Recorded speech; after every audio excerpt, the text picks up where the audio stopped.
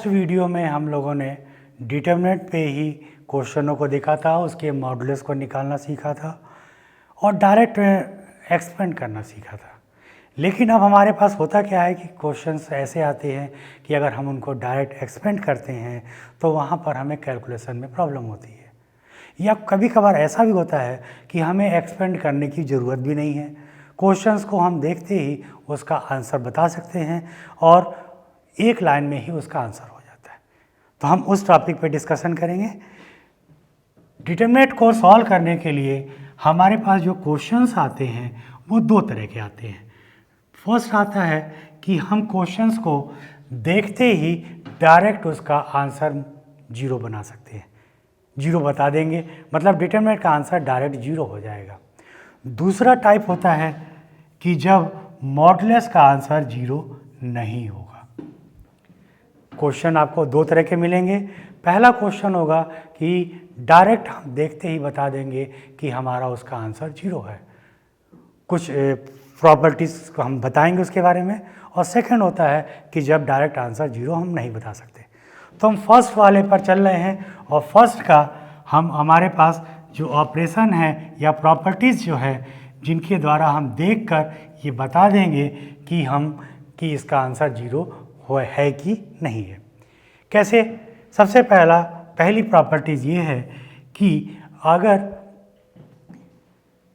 In which any determinant all element of any row और column are zero, जैसा कि हम देखते हैं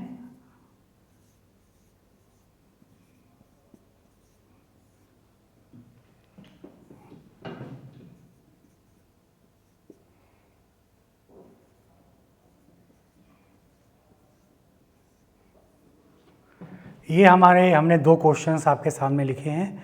इन दोनों क्वेश्चन हमने कहा कि if any element of any row, या कह सकते हैं इसको if each element of any row और column are zero, then modulus is zero. अगर ये हमारे पास a है, ये भी हमारे पास कोई डिटरमिनेंट a है, तो यहाँ हम देखते हैं कि यहाँ पर इस क्वेश्चन में each element of R2 are zero दिखाई दे रहा है। सभी एलिमेंट हमारे क्या हैं? जीरो है। यहाँ पर दिखाई दे रहा है ये C3 है और C3 के ईच एलिमेंट्स आर जीरो, सभी एलिमेंट जीरो हैं। इस कंडीशन में इसका अगर हम मॉडुलस फाइंड करेंगे तो दोनों का मॉडुलस अपने आप हमारा जीरो हो जाएगा। इनके मॉडुलस का आंसर या मॉड ए की वैल्यू जीरो आ जाएगी। हमें क्वेश्चन को सॉल्व करने की कभी ज़रूरत नहीं है, डायरेक्ट हम क्वेश्चन को देखेंगे और बता देंगे कि इसका आंसर जीरो है। नेक्स्ट प्रॉपर्टी जिसकी है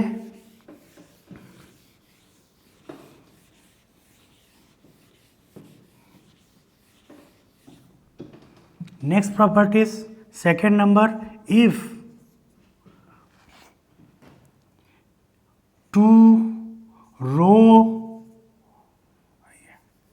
if each element of any two row or column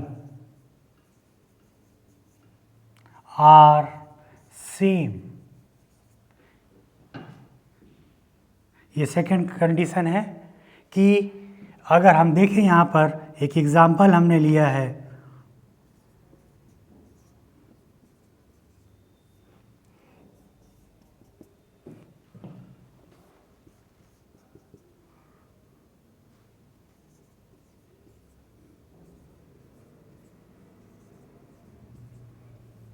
यहाँ हमने लिखा if each element of any two row और column are same then mod is zero.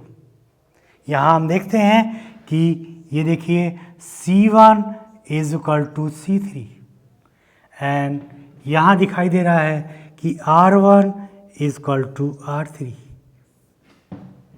यहाँ C1 is equal to C3 and R1 is equal to R3। ये दोनों question हमें दिख रहे हैं कि दोनों में दो रो, यहाँ पर दो कॉलम, यहाँ पर दो रो के ईच एलिमेंट्स आर सेम। अगर सेम है तो इस कंडीशन में मॉड ए की वैल्यू अपने आप 0 हो जाएगी, हमें उसको सॉल्व करने की ज़रूरत नहीं है। हम क्वेश्चन को देखेंगे और अपने आप आंसर बता देंगे। ये हमारे पास 2 प्रॉपर्टीज़ हैं इन फर्स्ट आंसर के लिए कि अगर हमारे पास डायरेक्ट हमारा आंसर 0 हो सकता है। अब हम नेक्स्ट चलते हैं कि इफ़ ये दोनों कंडीशंस हमें दिखाई नहीं दे रही हैं, ये दोनों कंडीशंस हमें नहीं मिली, तो उस कंडीशन में मीन्स कह सकते हैं कि mod A equal to not 0। Mod A हमारा 0 नहीं है। अगर मॉड ए की वैल्यू 0 नहीं है तो सेकेंड क्वेश्चन को सॉल्व करने के लिए we can try to be maximum 0 in any row और column. We can try to be maximum 0 and any row और कॉलम। जब हमारे पास डायरेक्ट 0 नहीं मिलता है तो हम ये कोशिश करते हैं कि किसी भी रो के मैक्सिमम एलिमेंट्स क्या हो जाए, 0 हो जाए। अब मैक्सिमम एलिमेंट कुछ ऐसे तो 0 हो नहीं सकते, ना कोई मिस्टर इंडिया वाला कोई गेम है कि डायरेक्ट 0 हो जाए या डायरेक्ट गायब हो जाए या कोई जादू चल रहा हो, ऐसा अपने आप तो होना नहीं है। उसके लिए हमारे पास हमें कुछ ऑपरेशन अप्लाई करने पड़ते हैं। हम कुछ ऑपरेशन अप्लाई करके मैक्सिमम 0 मीन्स होता है हम we can try to this form, ऐसा फॉर्म मिल जाए या हम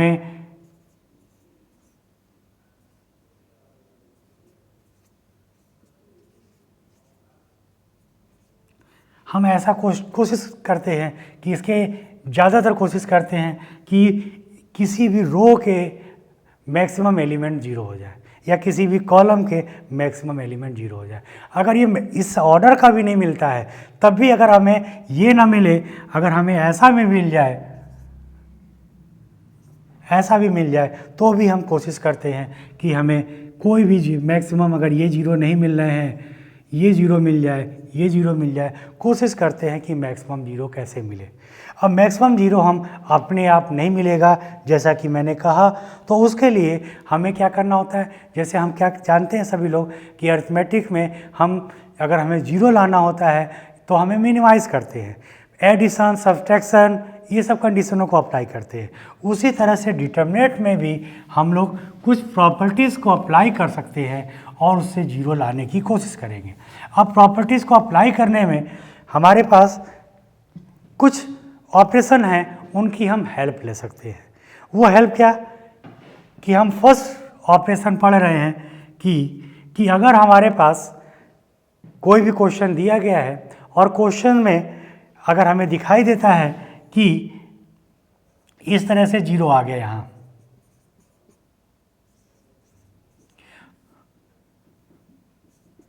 ऐसा 0 आ गया, इस तरह से दिखाई दे रहा है, तो हम क्या करते हैं, हमारे पर क्वेश्चन डिपेंड करता है कि हम किसी को चेंज कर ले क्वेश्चनों को, क्योंकि हमें जानते हैं कि हम कॉलम के रिस्पेक्ट में अगर क्वेश्चन हो जाता है तो उसको सॉल्व करने में आसानी होती है, या फर्स्ट कॉलम बन जाए या फर्स्ट रो बन जाए तो हमें थोड़ा सा इजी होता है मेंटेलिटी के अनुसार। तो हम किसी भी रो को we can interchange any row to column, हम किसी भी रो को कॉलम से और कॉलम को रो से इंटरचेंज कर सकते हैं। जैसे ये क्वेश्चन दिया हुआ है, इस क्वेश्चन में हमने ये R1 है उसको C1 बना दिया, R2 है उसको C2 बना दिया, R3 था उसको C3 बना दिया। इसका यूज़ बहुत कम होता है, इसका यूज़ ज़्यादातर प्रूविंग के पर्पस पे ज़्यादा करना पड़ता है कि कोई क्वेश्चन हमें दे दिया, प्रूव करना है। प्रूव करने में हमारे पास जो R1 वाली कंडीशन है वो C1 में आ रही है या R3 वाली कंडीशन C3 में आ रही है, तो उस कंडीशन में हम लोग इंटरचेंज कर लेते हैं। तो इस प्रॉपर्टीज़ का यूज़ भी बहुत कम है, मीन्स हम किसी भी रो को कॉलम से इंटरचेंज कर सकते हैं। ये हमारे पास फर्स्ट प्रॉपर्टीज़ है। सेकेंड प्रॉपर्टीज़ है we can interchange any row to row, but answer is negative. Answer is negative. अगर हमने रो को रो से इंटरचेंज किया, जैसे मान लो हमारे पास यही क्वेश्चन है, इस क्वेश्चन में हमारा दिख रहा है कि ये R2 की पोजीशन पे है, हमें R1 वाला R1 के रिस्पेक्ट में एक्सपेंड करना ज़्यादा आता है अच्छे से, तो हम क्या कर देंगे, R1 और R2 को इंटरचेंज कर दिया, R1 इंटरचेंज टू R2, और ये हमारा क्या हो गया, माइनस में बन जाएगा, और ये बन जाएगा 2 0 0 5 6 7 8 9 7। बाकी कोई चेंज नहीं हुआ, बस ये R1 और R2 को आपस में इंटरचेंज कर दिया। अब ये पहुंच गया R1 की पोजीशन पे, R1 की पोजीशन पहुंच गया तो हमें इनको R1 के रिस्पेक्ट में अब उसको एक्सपेंड कर सकते हैं। ये दो प्रॉपर्टीज हो गई हैं।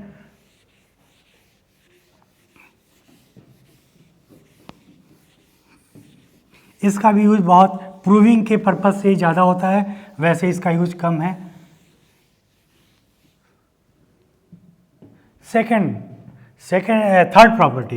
थर्ड प्रॉपर्टीज है कि वी कैन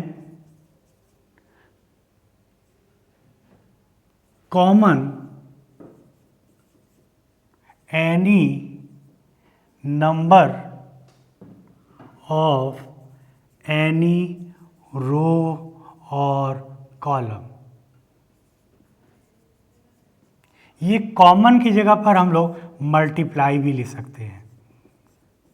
जहां हमें ज़रूरत होती है वहां पर हम किसी भी रो में और किसी भी कॉलम में नंबर को मल्टीप्लाई कर सकते हैं। ये भी जो प्रॉपर्टीज़ है, ये भी प्रॉपर्टीज़ बड़ा कंफ्यूज करती है कि मैट्रिक्स में, ध्यान देंगे ज़रा यहाँ पे, हम एक मैट्रिक्स का पार्ट ले रहे हैं और एक डिटरमिनेंट का पार्ट भी। जैसे हमारे पास दे दिया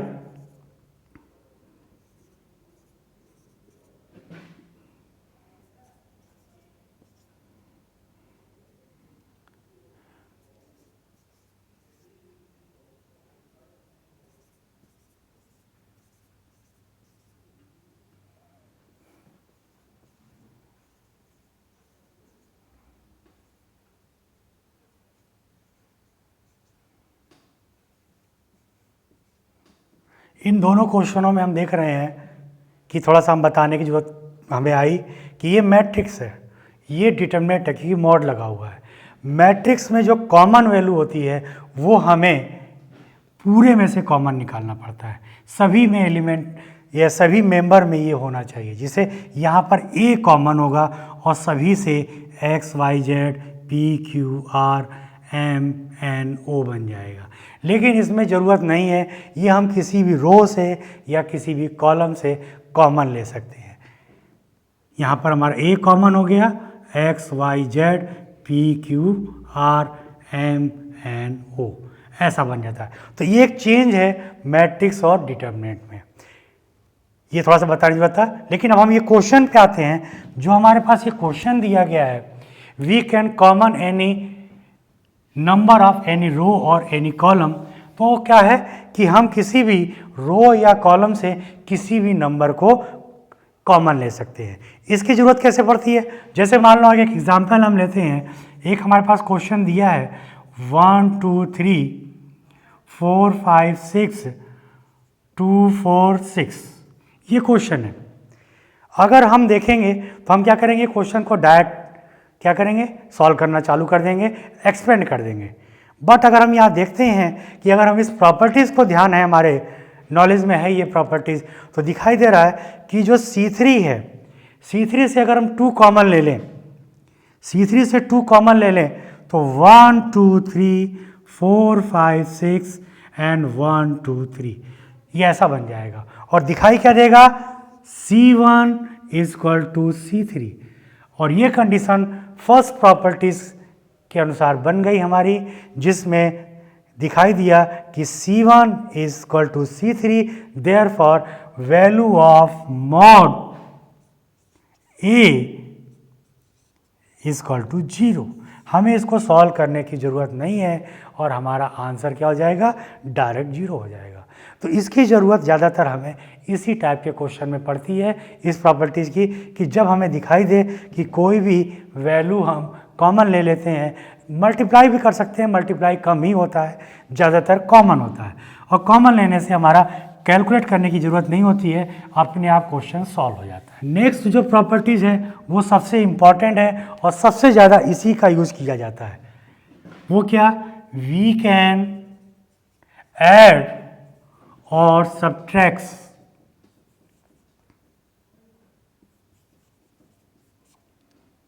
to any row to row और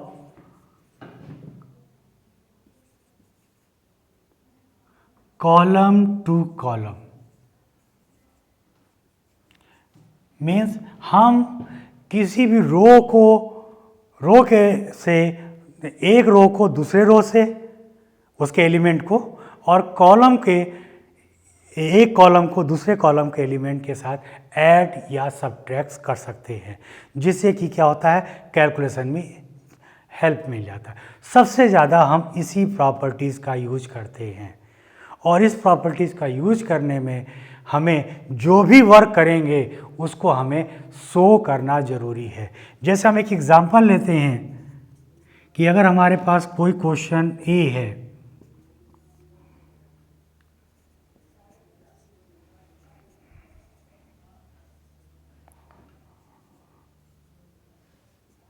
ये हमारे पास एक क्वेश्चन गिवन है। इस क्वेश्चन में दिख रहा है कि अगर हम इस C1 को C3 से माइनस कर दें, C1 को C3 से माइनस कर दें, तो 4 माइनस 3 1, 5 माइनस 4 1, 6 माइनस 5 1, ये 1 1 हो जाएगा। मीन्स यहाँ पे हम लिखेंगे C1 minus C3 implies of C1। ऐसे लिखना भी पड़ेगा कि किस में इम्प्लाइज करोगे और किसों को किस से माइनस करोगे। तो C1 माइनस C3, किसी भी रो को किस भी रो से, किसी भी कॉलम को किसी कॉलम से ऐड या सब्ट्रैक्ट कर सकते हैं। तो हमने यहाँ सब्ट्रैक्ट किया और हमें एक वैल्यू मिल गई। क्या वैल्यू मिली? 1 1 1 7 8 9 3 4 5, ये ऐसा मिल गया। ये हमें दिखाई दिया कि एक कैलकुलेट हो गया। और हम कर सकते हैं वो क्या? ये 1 1 1 आ गया तो हम इनको 0 कर सकते हैं, क्योंकि मैक्सिमम 0 लाना है। 0 कैसे कर दें? नेक्स्ट प्रॉपर्टीज़ हम यूज कर दें कि अगर हम दिखाई दे रहा है कि R2 माइनस R1 कर दें एट R2। एक तो जो वर्क करेंगे उसको लिखना, कहाँ अप्लाई कर रहे हैं उसको लिखना, और दूसरा R3 से R1 को भी माइनस कर दें, R3 माइनस R1, तो और अप्लाई कहाँ कर दें? R3 में। तो देखें अब क्या मिल गया, देखो हमें मिल गया R1 में कोई चेंज नहीं हो रहा है।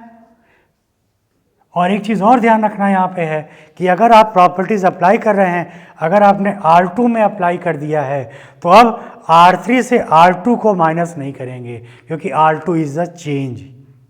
यही सबसे ज़्यादा ध्यान रखना होता है। R2 को हमने चेंज कर दिया है, इसलिए हम R3 माइनस R2 अप्लाई नहीं कर सकते। आप कहोगे सर वहाँ भी तो 1 है। नहीं, आपने फर्स्ट इसको लिख दिया है, मीन्स ये आपने चेंज कर दिया है, इसलिए हम R2 में अप्लाई नहीं करेंगे। हम R1 चेंज नहीं है तो R1 में ही अप्लाई करेंगे। तो R1 हमारा कोई चेंज नहीं है, R1 एज इट इज़ रह गया। अब R2 क्या हो गया? R2 minus R1, 1 minus 1 0, 8 minus 7 1, 4 minus 3 1, 1 minus 1 0, 9 minus 7 2, 5 minus 3 2, ये मिल गया हमारा। अब यहाँ पर इसके पहले वाली जो प्रॉपर्टीज लिखा था हमने कि किसी भी रो से हम कोई भी एलिमेंट को कॉमन ले सकते हैं, तो we can common 2 on R3, common